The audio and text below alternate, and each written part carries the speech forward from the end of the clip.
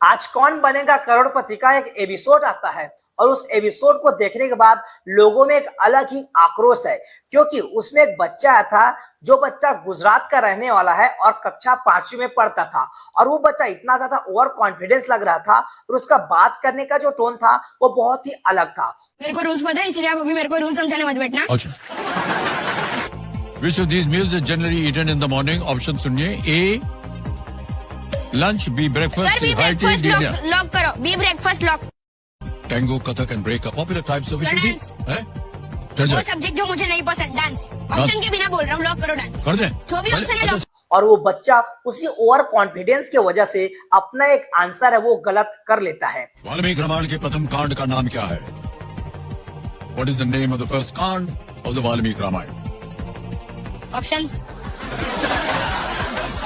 आप ही नहीं है होशियार, ये भी बहुत होशियार है। अरे ऑप्शन डालो। हाँ डालते हैं भैया।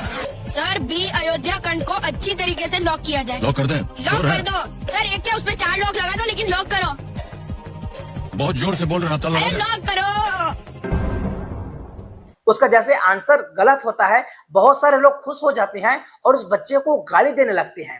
लेकिन यहाँ पर मेरा मानना यह है कि गलती उस बच्चे का नहीं है, गलती है उनके माता पिता का, क्योंकि उनके माता पिता ने अपने उस बच्चों को ये नहीं सिखाया कि बड़ों से कैसे बात किया जाता है, दूसरों को कैसे सम्मान दिया जाता है और अहंकार क्या होता है। क्योंकि बहुत सारे माता पिता को यह लगता है कि अगर हमारा बेटा और अगर हमारी बेटी वो बहुत ज्यादा तेज है, उसका आईक्यू लेवल बहुत तेज है, तो हम उसको ढाल बनाकर, उनको एक लाइसेंस मिल जाता है कि उसी को ढाल बनाकर हम समाज के लोग को, सामने वालों को नीचा दिखा सकते हैं। लेकिन ये बहुत ज्यादा गलत है। और इन सब इंसिडेंट्स को देखकर मेरे मन में यह विचार आता है कि जो रावण था वो बहुत ज्यादा ज्ञानी था, लेकिन रावण ने अपने अहंकार के चक्कर में ऐसे ऐसे काम कर डाले जिसके वजह से हमारे प्रभु श्री राम जी को रावण का वध करना पड़ गया। और हमारे जितने ग्रंथ है वो हमें यही बात सिखाते हैं कि जो अहंकार है वो कितना ज्यादा विनाशकारी है।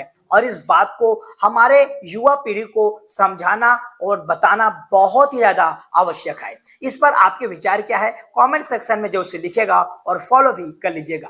जय हिंद।